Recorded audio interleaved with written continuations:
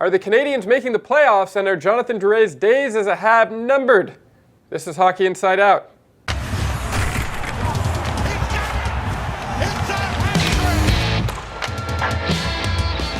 Welcome to this week's show. My name is Adam Susser. With me today in studio, we have TSN 690's Dan Robertson, CBC Daybreak's Jessica Resnack, and from Habs Eyes on the Prize, Julian McKenzie. At this time last week, Canadian fans were furiously assigning blame for the team's March collapse after losing the wild card spot they managed to hold on to for most of the season. A week later, the Canadiens are back in the race and treating their final push like a Game of Thrones season finale. Just when you think it's over, Daenerys shows up on a dragon, sets her enemies on fire, and the good guys win. However the season ends, you can't say that it hasn't been exciting. Are the Canadiens making the playoffs this year? I think so. At first, I thought that they weren't going to be able to pull it off, but the way that they've been playing as of late, I think really shows. The big win against the Florida Panthers, it was a 6-1 win. Yes, they're a team that's out of the playoff picture, and on paper, the Habs should win that game. But a lot of times what you think should happen in reality does not. But they came out, they had a convincing win, and they showed that they're continuing this momentum that they're on, and they're not having any letdown at all. And Carey Price, he's playing outstanding right now, and he's going to be the key to them going to the playoffs. I think this team, the way that this team's kind of set right now, they're going to enter that dreaded 4-game stretch to end the year with Winnipeg, Tampa, Toronto, and Washington. That's that fourth team. They're going to enter that in a playoff position. I said on the show, if they're going to be in a playoff spot by then, they're likely going to make the playoffs, or at least they're going to give themselves a shot. And as dreaded as that stretch seems, they've taken points off Washington earlier this year. They've taken at least 1 point off of Toronto this year. They've also taken points off Washington, Toronto, and I'm blanking on Tampa as well. They've also taken points off. No, not Tampa, actually. Winnipeg they've taken points off of. They've got teams that they've actually played pretty decently against this year, even though they're already in playoff position and they're likely going to be really good this year in the postseason. So there's some silver linings for the Canadiens coming up with the stretch coming for them. They could really make the playoffs if they play really well. And those 4 teams you mentioned, they are pretty well. They are short of playoff spots. Exactly. So do they rest some guys? Maybe. Do they start their backup goaltender? Maybe. But I think if you just look at the Canadiens and how they're playing, what you said is right, Jess. Price right now, I don't know if he's as good as he was when he won the Hart and the Vezina, but he's pretty damn close. And this is a team that, and we saw it, just what you touched on, they lost a few games, you think, oh no, here we go. But they have, this year, have had the ability to cut those losing streaks right away. They have a tougher schedule than Columbus does, but they're not, Carolina's right there too, and they have a tough schedule, so it's going to be a blast. But I think just based on how they're playing and based on their best player, I think they're going to make it. Okay. In the Canadiens' 6-1 win over Florida on Tuesday night, it looks like Paul Byron sustained a concussion in a flight with Mackenzie Weegar. What was he thinking? I just don't like this idea of the code, the hockey code, and that was something that sort of just surprised me when I went into the Habs locker room afterwards and we were talking to Paul Byron's teammates about it and what they thought about the fight. And they said, you know what, good for Paul Byron for, stepping up, fighting a guy like Mackenzie Weegar, who's a much bigger guy than him. They had, history from that hit that Byron had on Weegar back in January, and that's part of hockey, that you have to, be asked to fight. And he said yes, and it took a lot of, guts for him to take him on. But I think that's just stupid, that Paul Byron is not a dirty player. Yes, that was a dirty hit back in January. He apologized for it. He was suspended those 3 games. Why can't you move on? Why does it have to still be this old school mentality that you have to settle the score? And look, now, who knows? Paul Byron for sure has a concussion the way he was helped off the ice. And if the Habs are in the playoffs, will he be available for you then? Maybe not. And it just hurts your future by not having a guy like Paul Byron in the lineup when you need him the most. Have to agree. Considering the stakes that were at hand for this game, I know this Florida game is probably the easiest game they had with the last stretch of games they have coming for them, but the stakes were too great for Paul Byron to engage in a fight like what he did. I get that obviously there's retribution at hand and there's the code that's there, and I think it's kind of stupid too. But I think if I'm Paul Byron, you know what? Be the bigger man. Just say, you know what? I'm not going to fight. The stakes are too great right now for you to engage in some stupidity like that. And look, he's concussed and he might not be available for this team. I don't mind that he fought. I know it's not the popular opinion, but Paul Byron is a fighter in the sense that every step of the way he's been told he's too small. He's a real competitor.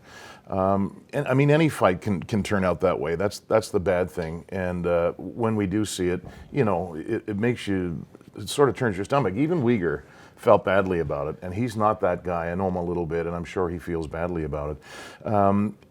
Byron did grease Weegar, right? And he did get his 2-game suspension. But those things aren't forgotten.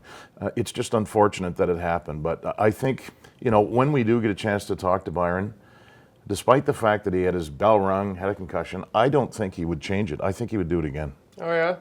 I might be wrong. I've had concussions too, so. If this happened in like a January regular season game, I think fans and we probably would have a different opinion about it because it's not as close to the playoffs and considering the situation that they're in. But I think right now, considering how valuable Paul Byron can be to this team, it's not really a good look. You should just send them a fruit basket. Say, look, I'm sorry. Here you go, a wine of the month subscription or something like that instead. You might be onto a business idea. Jess. All very good ideas. I hope there are some NHL players watching. The Jacques Beauchamp Trophy is awarded to the Canadiens' biggest unsung hero. It's officially described as the player who played a dominant role during the regular season without obtaining any particular honor. It's awarded by the media. You guys are the media. Who would you award that to this season? I voted for Jordy Ben, and my second vote was Andrew Shaw. My third pick was Brett Kulak.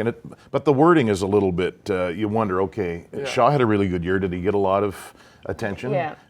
Was Ben dominant? Well, no, but I just look at it as, basically your unsung hero. Somebody who's either, flown under the radar, I guess, and has done a good job. So that's who I went with. Mine is Brett Kulak because you forget he's in the lineup all the time, but that's what you want from a defenseman like him. And he's done a really good job since joining the Canadiens, that he's one of those players that I think many people thought perhaps he'd be more in Laval, but he's been able to have a role here in the Canadiens, and he's been a very valuable asset to them. And I would say that he's one of the guys that gets very little attention, and he's perfect for that trophy. Why not Phil Deneau? I think he's a He guy gets so much attention. He's totally sung. I don't know about that. I think we have a lot of guys on this team who are able to put the puck in the net, and Phil Deneau has been able to do pretty well in a first line role, right? This is a guy on another team who's playing third line, maybe not fourth line, but he's playing secondary minutes. But the fact that he was called on to play along Thomas Tatar and he's done really well, he's having a career high in assists as well. I don't know. I think by comparison to so many other players that even you guys have mentioned, I don't think he's had his name called nearly as much. But here in Montreal, how many times have you yes, heard about him? Yes, he's a Quebec-born player. No, but it has nothing to do with that. That just how many times have you watched highlights from a game or read articles about the game about the impact Philip Deneau has had on that game or what he's been able to bring? And you don't have that with, say, like a Jordy Ben or a Brett Kulak. So to me, that's where I think this award sometimes gets a little bit confused. Some players are sung even though they're not necessarily have an A on their jersey or the leading scorer on the team. And that it goes to show, you mentioned Kulak. Marc Bergevin got him for 2 American Hockey League players, so send Mark a fruit basket too. Okay, I'll do that. Edible arrangements, maybe. That's also another good idea. You'd have to be the most understanding Canadiens fan in the world to not watch Jonathan Drouin and get a little bit frustrated on a regular basis.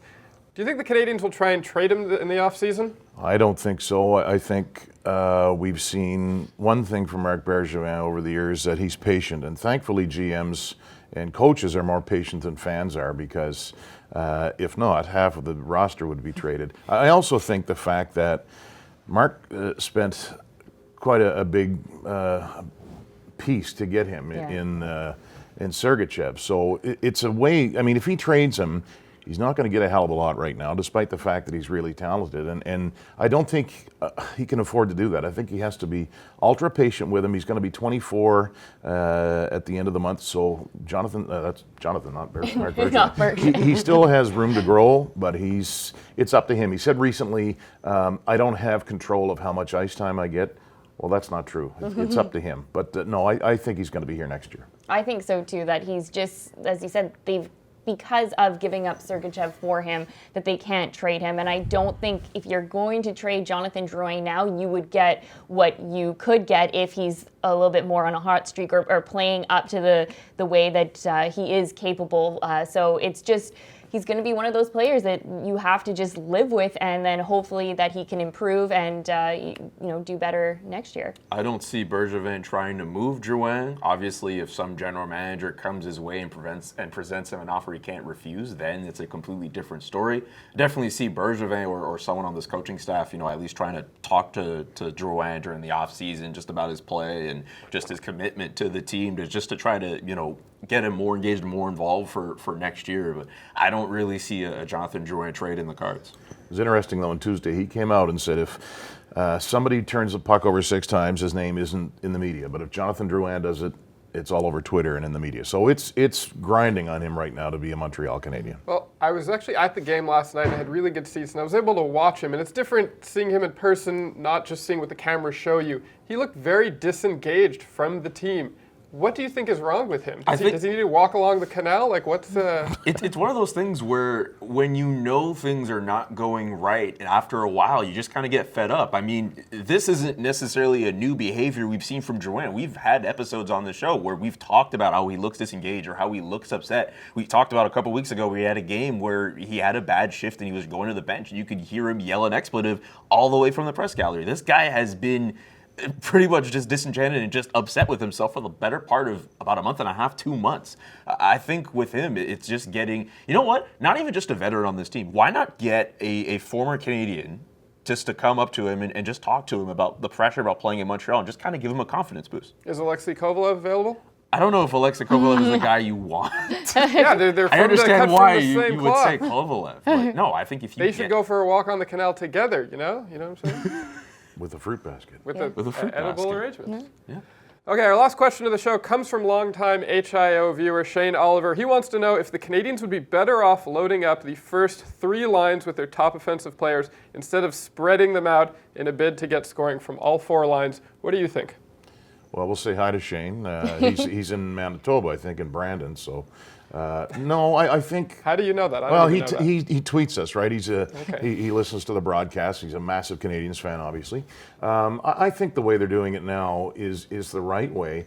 And something Claude Julien has said recently sort of leads me to believe he thinks the 3 lines are loaded up in a sense, because he said the Kotkaniemi, Armia, Drouin line isn't performing right now, but the other 3 are. So he doesn't want to break anybody up to try and get that line going. So I think the way the lines are right now, and obviously with Byron being out, things could change a bit, although they'll probably take his replacement, just stick him in there. But the way they are right now, obviously Claude's happy with it. I think because of the kind of coach Claude Julien is, that he likes to have the 4 lines and able to roll the 4 lines, that this is not part of his philosophy to do that, and I can't see him deciding to change that now. I kind of like the idea of having as balanced the lines as you can, as opposed to just kind of overloading your first line with guys and then everyone else isn't nearly as good. And the Canadians have been able to score by committee this year. Everyone thought they weren't going to be able to score, and look, Brendan Gallagher's done really well. Domi and Tatar have 25 goals each at least. They've managed to get some scoring from pretty much all 2-3 lines, so I say keep them as they are. And how do you load them up anyway? That's who they are. That's they it. don't have any really high-end scorers, and that, in a sense, that's their strength, in my opinion. It's a more balanced team this way. I like it. That's all the time we have for this week's show. We want to thank you for tuning in. Are the Canadians making the playoffs this year? I think they are. What do you think? Let us know in the comments section below. I'm Adam Susser, and we'll see you back here next Thursday.